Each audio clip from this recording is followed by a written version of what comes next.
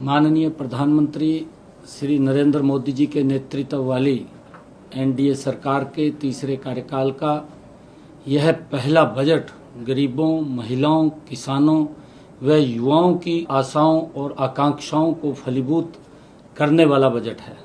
मुझे पूर्ण विश्वास है कि यह बजट विकसित भारत के निर्माण में एक नया अध्याय लिखेगा। मैं यह विकासोन्मुखी बजट प्रस्तुत करने के लिए माननीय वित्त मंत्री निर्मला सीतारमण जी को बहुत बहुत बधाई देता हूं।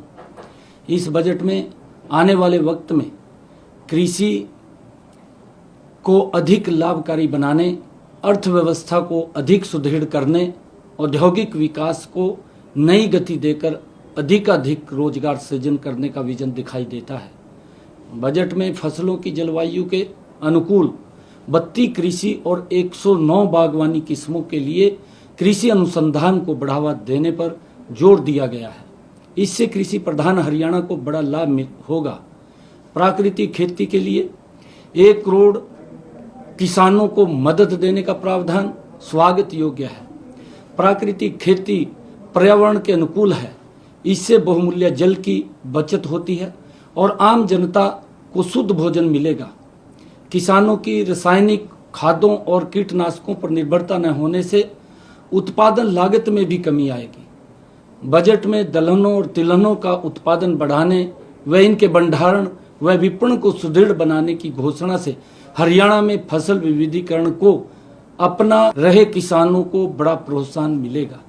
इस बजट में एमएसएमई और विनिर्माण, विशेषकर श्रम विनिर्माण की ओर विशेष ध्यान देना स्वागत योग्य कदम है।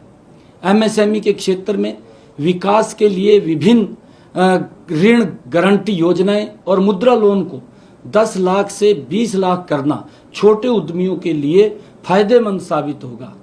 बजट में रोजगार से संबंधित 3 नई योजनाओं को घोषणाओं से देश में रोजगार के नए अवसर सृजित होंगे। पहली बार रोजगार पाने वाले नवनियुक्त युवाओं को ईपीएफओ के जरिए 1 महीने के वेतन अधिकतम 15,000 रुपए का भुगतान किया जाएगा। विनिर्माण क्षेत्र में नवनियुक्त युवाओं और रोजगार देने वालों को ईपीएफओ में अंशदान के लिए प्रोत्साहित करना स्वागत योग्य है। सरकार बजट में नियोक्ताओं को ईपीएफओ को अंशदान के लिए 2 वर्ष तक 3,000 प्रति माह की प्रतिपूर्ति करेगी। गरीबों को 300 यूनिट तक मुफ्त बिजली देने के लिए शुरू की गई पीएम सूर्य घर योजना का इस बजट में विशेष बढ़ावा देने की बात कही गई है। यह हरियाणा के गरीब परिवारों के लिए अत्यंत लाभकारी सिद्ध होगी। हमने इस योजना को सफल बनाने के लिए केंद्र सरकार की 60,000 रुपए की सब्सिडी के अतिरिक्त 40,000 रुपए की सब्सिडी राज्य सरकार को दिए जाने का प्रावधान किया है। कुल मिलाकर यह बजट समाज के सभी वर्गों के लिए कल्याणकारी, देश की अर्थव्यवस्था को मजबूती देने वाला और राष्ट्र को विकास की नई बुलंदियों पर ले जाने वाला साबित होगा। मैं माननीय वित्त मंत्री श्रीमती निर्मला सीतारमण जी को यह बजट प्रस्तुत करने के लिए बहुत बहुत बधाई और शुभकामनाएं देता हूं। और मुझे ये पूर्ण विश्वास है कि पूरे देश में गरीब परिवारों के लिए प्रधानमंत्री आवास योजना के तहत इस बजट में 3 करोड़ नए स्वरूप में घर बनाने का निर्णय भी वो स्वागत योग्य है, जिससे कि आदरणीय प्रधानमंत्री जी का एक विजन है कि हर सर के ऊपर छत देने का काम हमारी सरकार करेगी। उन गरीब लोगों को इस बजट के माध्यम से वो मकान बना करके देने का कार्य भी पूर्ण होगा।